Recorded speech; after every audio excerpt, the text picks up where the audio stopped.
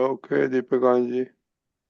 જય સચિદાનંદ. જૂન 3rd, 3 જૂન, નિરંતર નિર્વિકાર.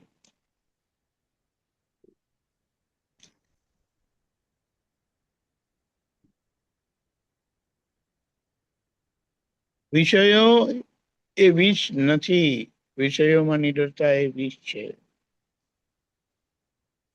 દાદાએ કીધું છે કે મહાવીર ભગવાન પણ વિષયોથી ડરતા હતા. એટલે આગમ ચેતું કે ને, વસ્તુ બનવા પહેલા ચેતી જવું, એવું આગળથી પરિસ્થિતિ માપી લે અને પોતે ત્યાં કોઈ અખતરા કરે નહીં. એટલે જેમ ઝેરના પારખા નથી હોતા એમ કહે છે ને, એવી રીતે આ બાબતમાં કોઈ ટેસ્ટિંગ પારખું કરવાની જરૂરત નથી. ને એટલા માટે જ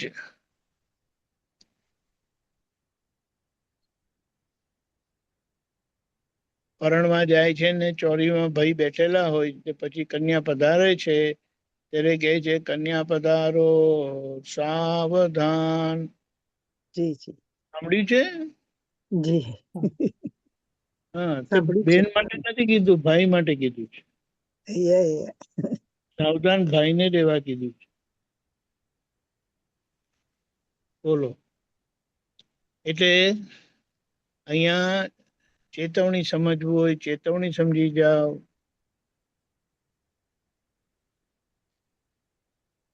સમજણ કેવું હોય તો સમજણ સમજી જાઓ.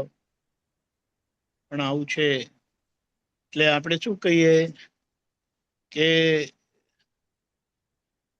દરેકે પોતાને પોતાનું જોઈ લેવાનું છે કે ક્યાં પોતે શું કરી રહ્યા છે. કારણ કે અમુક બાબત એવી હોય છે ને કે જેમાં આ બાબત એટલી બધી વિષય વિકારની બાબત એટલી બધી ચંચળ અને લૂઝ થઈ ગઈ છે કે માં શું છે કરી. પણ જે વિતરાગો બધા મોક્ષે ગયા, મોક્ષના માર્ગે ચાલ્યા, ત્યાંની મોટામાં મોટી જો લાલ બત્તી હોય, ચેતવણી હોય તો અને એમાં પણ વિશેષ કરીને પર સ્ત્રી અને પર પુરુષ, એટલે એની વાત ખૂબ ગંભીરતાપૂર્વક સમજીને આગળ વધવાનું છે. કારણ કે દાદાના વચનો તો એવા ભારે ભારે છે ને, એમ કે જે જ્યાં ગયા ત્યાં બચ્ચા બચ્ચાને બચ્ચા જ કર્યા છે. એ માછલીઓના એમાં તો એટ અ ટાઈમ હજારોની સંખ્યામાં બચ્ચા થાય. એટલે એને સ્વાભાવિક પ્રજનન ક્રિયા એ સ્વાભાવિક ક્રિયા કીધી છે. પણ એની સામે જે આ વિષય વિકારનો જે દોષ છે એનાથી ખૂબ ચેતવા કીધું છે. અને મનુષ્ય એટલે એના માટે એમ કીધું છે કે પ્રત્યક્ષ નરકનું કારણ છે. એટલે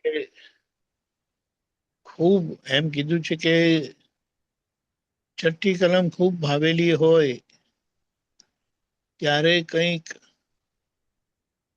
પવિત્ર રહેવાનો સંજોગ આવે, નહીં તો આમાં પવિત્રતા જાળવી રાખવી સહેલી નથી. પણ આ જ્ઞાન પછી બધું શક્ય બન્યું છે, બને છે. કારણ કે જ્ઞાનની સમજણથી અને જ્ઞાનની ઠંડકથી એમાં એ ઠંડકના કારણે સંજોગોના ધક્કામાં જે બધો ભોગવટો આવે છે તે ભોગવટો અસર કરતું નથી. અને માટે શુદ્ધ બ્રહ્મચર્ય પાડી શકે છે. અને પછી ભલે એક પતિ વ્રત હોય કે એક પત્ની વ્રત પણ એને શુદ્ધ બ્રહ્મચર્ય કીધું છે.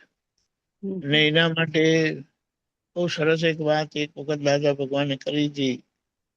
કેમ કે આ હીરાબા છે ને એમને આ દાદાનું મુખારવિંદ સિવાય કશું યાદ જી. રહેતું નથી. કોઈ એમના ચિત્તમાં રમતું નથી. અને એ બાબતને લઈને દાદા ભગવાને કીધું કે એ દૈવી ગુણ વાળા છે.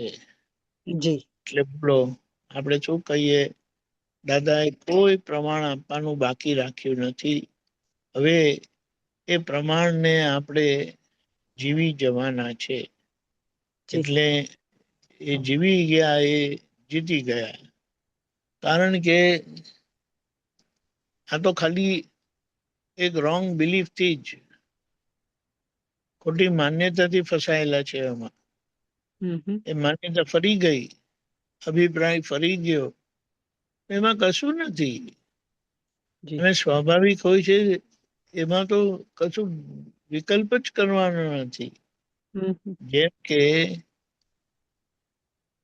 ભરત ચક્રવર્તી હતા, એમને 1300 રાણી હતી. એટલે ચક્રવર્તી રાજાઓને સ્ત્રી ધન બહુ મોટું હોય છે. 60,000 વર્ષ સુધી તો યુદ્ધ કરે ને ત્યારે ચક્રવર્તી રાજા થાય.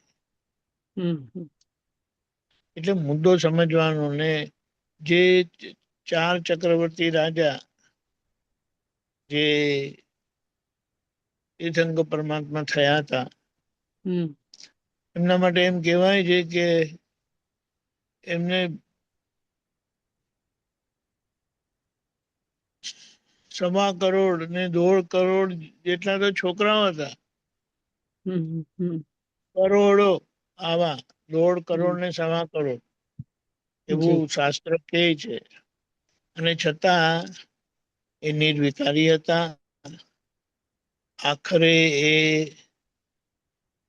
તીર્થંકર પરમાત્મા થયા, કેટલા લોકોનું કલ્યાણ કર્યું અને મોક્ષે ગયા. એટલે અહીંયા એ વાત સમજવાની છે. અને એ વાત સાચી છે કે તે સમયમાં મન વાણી કાયાની એકતા હતી, એટલે આવું બધું તોફાન નહોતું. પણ હવે આ બાબત આપણે સમજી જઈએ, ચેતી જઈએ અને આપણે પ્રગતિ કરીએ. કારણ કે જી. જ્ઞાનમાં પ્રગતિ કરવા, જ્ઞાનનો સ્પષ્ટ અનુભવ કરવા માટે આ બાબત બહુ સહેલાઈથી પાડી પણ શકાય છે જ્ઞાનની પરિણામથી, અને એનો અનુભવ પણ બહુ સરસ થાય એવો છે. જય જી. સચ્ચિદાનંદ. જય સચ્ચિદાનંદ. બહુ જય જય સચ્ચિદાનંદ. સંદીપાનજી, જય સચ્ચિદાનંદ. પ્રોફેસર અનમ્યુટ કરો. જય જય સચ્ચિદાનંદ પ્રોફેસર. હા, જય સચ્ચિદાનંદ. જય સચ્ચિદાનંદ. We can start. હા હા. જય સચ્ચિદાનંદ. જય સચ્ચિદાનંદ. જય સચ્ચિદાનંદ. પ્રાતઃ